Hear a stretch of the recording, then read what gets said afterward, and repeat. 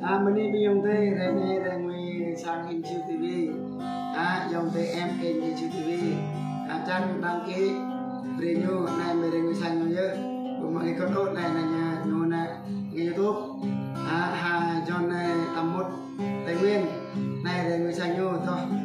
người số chẳng hạn về mê lệ thôi như thế về mê lệ thôi đó đó đó Mai vào đầu mình ở đây mình sang cái gì nhà này nhôm gì đó một thời tôi rồi đầu mình được mai giải rồi